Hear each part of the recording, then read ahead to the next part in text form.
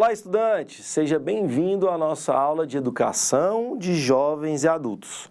Você está dentro da aula de Ciências da Natureza, onde vamos ver juntos um pouquinho mais do conceito de saúde. Observe no quadro. Segunda etapa, ensino fundamental, segundo semestre, módulo 2, unidade 2. Vamos aprofundar os nossos estudos em programas de saúde pública. Você consegue mensurar ou citar como exemplo algum programa de saúde pública que você tenha acesso na sua região? Deixe aqui nos comentários para que a gente possa construir as aulas juntos. Qual que é o sistema de saúde ou programa de saúde que atende a você, que seja público?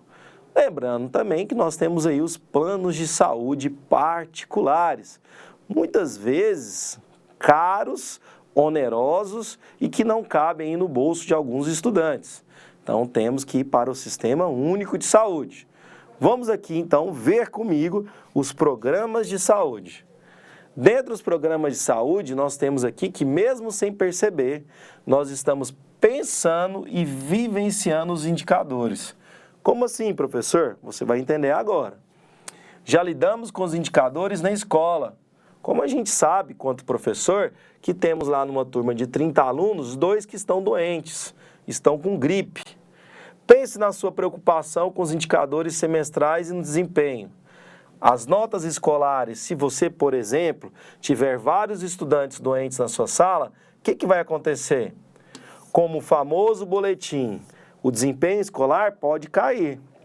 Por meio desses indicadores, sabemos qual que é o componente curricular que estamos bem ou qual deles nós precisamos ou ter a necessidade de um esforço para alcançar. É tão importante essa meta, ou seja, essa média para passar de ano. Então, os indicadores vão servir justamente para isso, com o fato de mostrar onde está algo acontecendo de errado e algo pode melhorar. Nós temos algumas ações do governo aqui, como, por exemplo, número 1, Estratégia da Saúde Familiar. Número 2, Programa Nacional de Imunização. Número 3, o Programa Mais Médicos. O número 4, o Sistema Nacional de Transplante de Órgãos. E o número 5, o Doador de Medula Óssea. Então, dentro dos programas de saúde, nós temos alguns que você pode, inclusive, contribuir, como é o caso dos doadores de medula óssea. Lembrando aqui que nem sempre ao você doar a sua medula, você vai encontrar um receptor compatível. O médico e a sua equipe, juntamente com os exames, vão precisar ali ter a noção se aquela medula que você doou, parte dela, vai servir para aquele receptor para que evite a rejeição. O mesmo acontece, é um pouco parecido, com o transplante de órgãos. Só que no caso do transplante de órgãos, infelizmente a pessoa precisa aí ter uma morte cerebral identificada pela equipe para que ela possa transplantar ou ter os seus órgãos doados. Tem na sua carteira de identidade se você é doador de órgãos? Sim ou não? Depois conta aqui para o professor. Continuando a nossa aula, nós temos que os indicadores acompanham nós em todas as nossas vidas. Como, por exemplo, a aplicação dos indicadores sociais, como a distribuição de renda, dinheiro, grana, condições de moradia. Trabalho e educação formam um importante banco de dados para o desenvolvimento de políticas públicas em favor de uma sociedade. Então, no caso de, por exemplo, uma política do governo que encontrou em determinada região X do estado, essa região não tem escola e ela tem ali, abriga quase que 100 alunos em período escolar para o ensino fundamental. Esse levantamento de dados foi importante para que tenha implementação, às vezes pela própria prefeitura daquela região, de uma escola naquela região, para que ela atenda ali a demanda, a necessidade daquela região. E assim que nós utilizamos os indicadores. Voltando aqui, eu também tenho o exemplo dos hospitais, né? Eu preciso ali de um hospital, Toda cidade tem um hospital, não é verdade? E o hospital da sua cidade está funcionando ou não? Pois coloca aí nos comentários.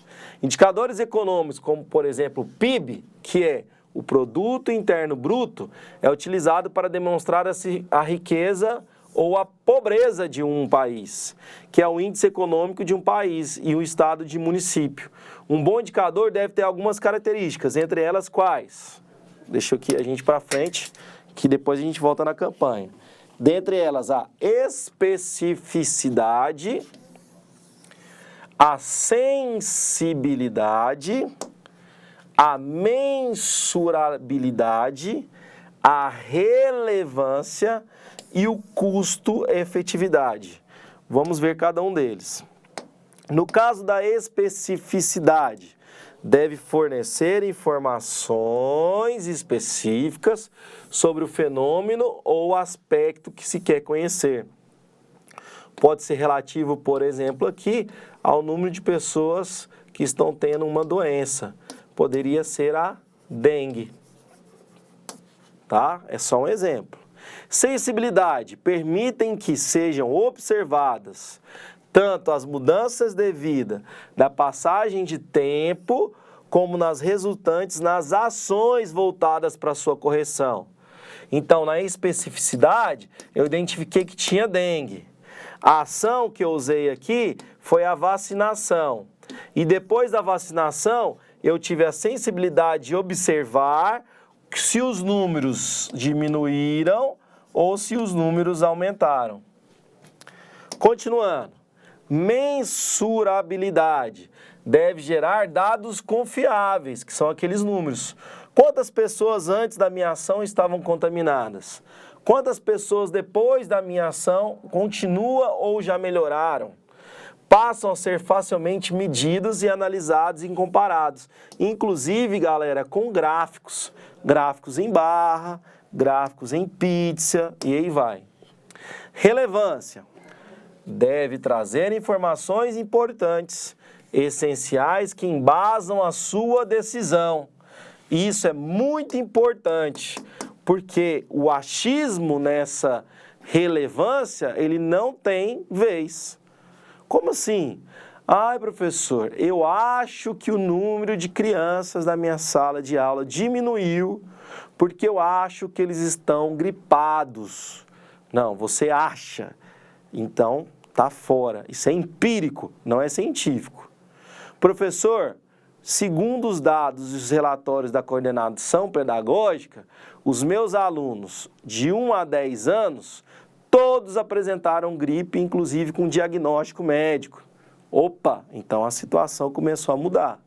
Você está mensurando com base em levantamento científico feito por exames e laudo médico. E aí você consegue aí, sim, ter uma informação verídica. Por fim, custo-efetividade. Os resultados são e devem justificar o investimento realizado, financeiro e recursos humanos. Eu vou trazer para minha cidade 1 milhão de vacinas, se eu tenho 1.000 habitantes, não justifica, porque você vai ter um custo maior, vai ter uma efetividade maior, só que o custo foi muito elevado, que você trouxe 1 milhão de vacinas, mas você só tem você tem 1.000 pessoas. Para que você vai fazer isso? Né?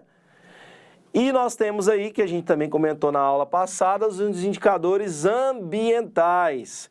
Esses sim são regidos aí por um órgão também, que é o IBAMA, Instituto Brasileiro de Meio Ambiente e de Recursos Naturais. Esses dados são disponibilizados à população e indica, por exemplo, condições ambientais, como a qualidade de água nas praias, nos rios e nos oceanos. Então, esse órgão regulamentador, esse órgão fiscalizador, através dos seus índices, vai indicar para você se, inclusive, você pode, como diria minha avó, banhar naquele rio. Né? Minha avó fala, eu ia banhar. Então, não, professor, você não pode tomar banho lá, porque tem uma plaquinha que está mostrando que a água não é própria para o banho, nem própria para o consumo, ela não é potável. Então, olha a importância dos indicadores. Uma vez que você insistir em usar aquela água, você pode ser acometido por uma doença, como poderíamos citar aqui a barriga d'água, chamada também de esquistossomose, transmitida por um caramujo chamado Bionfalaria, que dentro dele tem uma cercária e vai entrar em água contaminada pela sua pele. Volta então. Nós temos que essas condições ambientais são importantíssimas e os indicadores ambientais gerenciados pelos órgãos ambientais podem ser consultados desses sites de organização. Você pode entrar, inclusive, no site para ver esses indicadores. Pois bem, nós temos aí o símbolo do IBAMA, que a gente acabou de falar, que é um órgão governamental, e nós temos aqui a seguinte pergunta para você, estudante. Atenção! Você sabia que existem sistemas de certificação de qualidade de empresas privadas? Podem ser utilizados para monitorar, analisar e avaliar o seu desempenho ambiental? Inclusive, vários colegas meus da biologia fazem essa certificação com as suas empresas. Então, você precisa montar uma represa para a criação, fazer uma piscicultura. Você precisa de um certificado, num relatório de impacto ambiental. Quem faz isto é o biólogo, pela sua empresa. Ok? Perfeito? Voltando para cá, olha que interessante. Dessa forma, eu posso mostrar a eficácia do sistema de gestão ambiental. Sendo assim, nada melhor que utilizar indicadores para monitoramento e tomadas de decisão.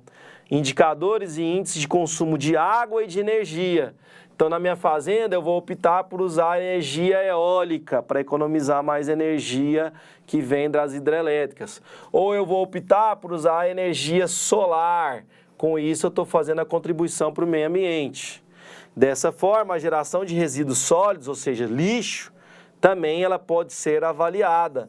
E eu tenho uma estratégia para vocês, diminuir a produção de lixos, que é a compostagem. Acidentes ambientais são comumente encontrados nas empresas, principalmente nas indústrias. Então, se eu tenho a minha água contaminada aqui, possivelmente eu vou contaminar os animais aquáticos, como temos como exemplo esse aí para vocês. Importante. Cada vez mais a tecnologia proporciona eficientes formas de mensurar indicadores, auxiliando as empresas a provar menores impactos, menores impactos no meio ambiente, como é o exemplo da energia eólica e da energia solar, que está elucidado aí para vocês nessa imagem. Os indicadores de consumo de energia. Você bem provavelmente já teve acesso a uma conta de energia. E aí você viu que ao ficar em casa no mês de dezembro, a energia aumentou mais. Só que em janeiro você viajou e aí esse consumo de energia diminuiu. Isso é perceptível por números. Novamente eu volto a falar da importância aí da matemática. Então vem aqui comigo. Os indicadores ambientais podem se dividir em dimensões como pressões, condições e respostas. Dessa forma, por exemplo, eu posso ver o volume de um efluente gerado na redução da cobertura vegetal e da produção de lixo, de resíduos sólidos. Nessas dimensões, eu vou me preocupar com a água, porque a água potável é importantíssima para a manutenção da vida, para as plantas, para a fotossíntese. E eu posso também me preocupar com a recuperação de áreas degradadas pelo próprio ser humano. Uma das organizações não governamentais que a gente tem, tá? Ao contrário do IBAMA, é o Greenpeace. O Greenpeace é um órgão não governamental que contribui aí para essa preocupação e essa conscientização mundial, como, por exemplo, nessa campanha, petróleo não, fique longe dos corais da Amazônia. Por fim, na nossa aula, nós temos que os problemas de saúde podem sim ser provocados pelo meio ambiente. Um dos exemplos clássicos que podemos dar são os problemas relacionados à respiração por conta da quantidade de poluentes que temos no ar, principalmente nas grandes cidades. Beleza? Chegamos então no final da nossa aula. Espero que vocês tenham gostado e vá cuidar da sua saúde. Até mais, valeu!